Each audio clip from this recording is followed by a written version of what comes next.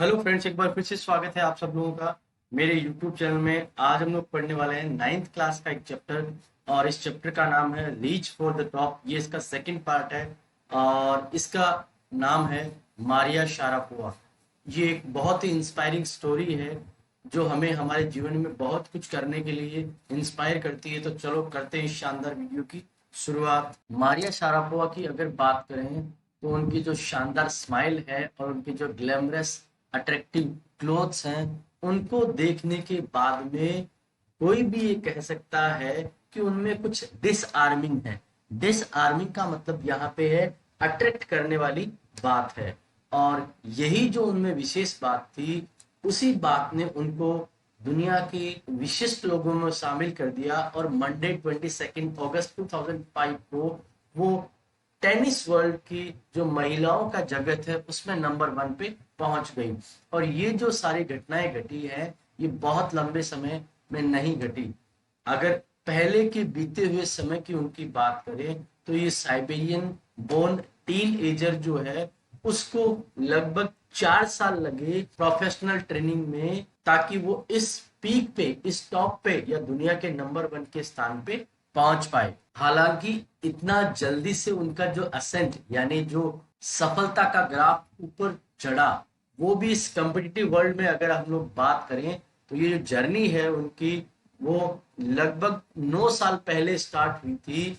और जब ये जर्नी उनको शुरू हुई तो उन्हें बहुत सारे सेक्रीफाइसेस करने पड़े, जो कि बहुत ही कम बच्चे कर सकते हैं। छोटी मारिया ने अपना 10th बर्थडे भी सेलिब्रेट नहीं किया था जब वो यूनाइटेड स्टेट्स अपने फादर के साथ चली गई थी। और यूनाइटेड स्टेट्स में फ्लोरिडा की उनकी जो ये ट्रिप थी, जो कि उनके फादर यूरी के साथ थी, उस ट्रिप ने उनको सक्सेस और स्टारडम के पाथ पे ले जाके खड़ा कर दिया।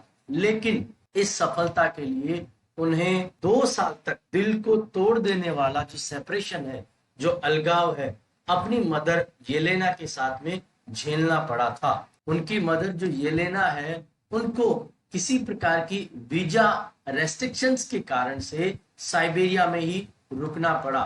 और इस 9 ईयर की गर्ल ने ये सीख लिया था कि अगर टेनिस में हमें एक्सीलेंट होना है तो उसके लिए कीमत देनी होगी। और मारिया कहती है कि मैं बहुत अकेली रहा करती थी और मैं मेरी मदर को बहुत अधिक मिस किया करती थी, और अपने फादर को भी वो बहुत अधिक मिस किया करती थी, क्योंकि उसके टेनिस के खर्चों को चलाने के लिए उसके फादर जो है वो ओवर टाइम किया करते थे और बहुत कम बार उससे मिलने आया करते थे। मारिया बहुत यंग थी, इसलिए अपने बेड पे सोने के लिए 8 बजे चली जाया करती थी। लेकिन और जो स्टूडेंट्स टेनिस सीखने आया करते थे, वो लगभग 11 PM तक आया करते थे।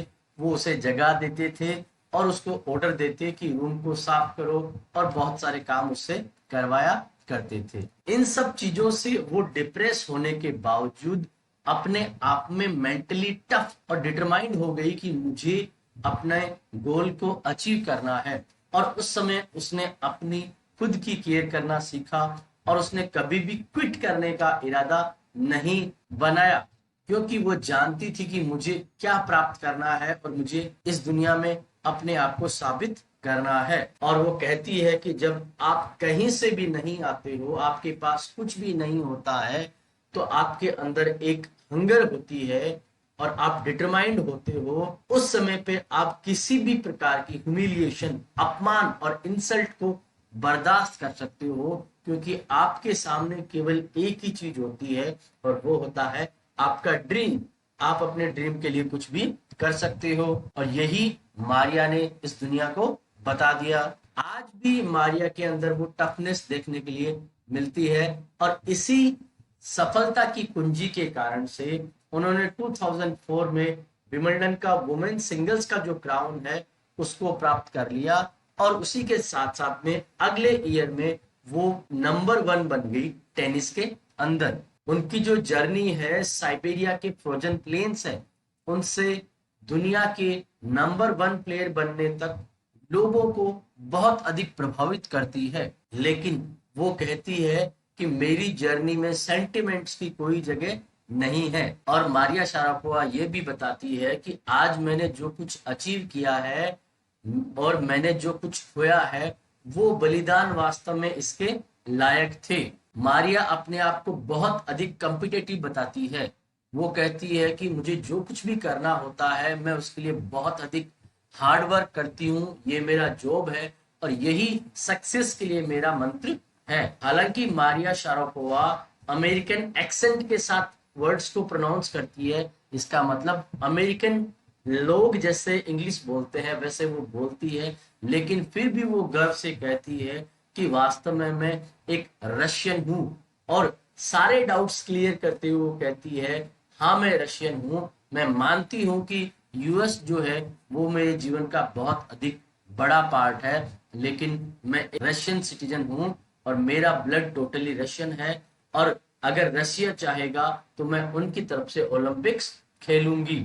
जिस प्रकार से टीनेज सेंसेशंस होती हैं उसी प्रकार से मारिया शारापोवा जो है उनको भी फैशन, सिंगिंग और डांसिंग की हॉबीज है और उनको आर्थर कोनन डॉयल के नॉवेल्स पढ़ना पसंद है। उनके जो सोफिस्टिकेटेड इवनिंग गाउन्स हैं उन्हीं के साथ साथ में उनको पैनकेक्स, चॉकलेट और फिजी ऑरेंज ड्रिंक्स भी बहुत अधिक पसंद है। शारापोवा को आप एक पिजन होल्ड या कैटेगरी में नहीं रख सकते क्योंकि उनका जो टैलेंट है और सक्सेस को प्राप्त करने की उनकी जो नहीं रुकने वाली डिजायर है और हर प्रकार के सेक्रीफाइस को देने के लिए उनकी मन में जो ललक है, इन सब चीजों ने उनको दुनिया के टॉप में पहुंचा दिया। कुछ लोगों को उनकी जो रिचेज है, संपदा है, सफलता है, उससे ग्रेजेज या ईर्ष्या भी हो सकती है, लेकिन वो अपने मॉनेटरी गेन्स के बारे में ये कहती है,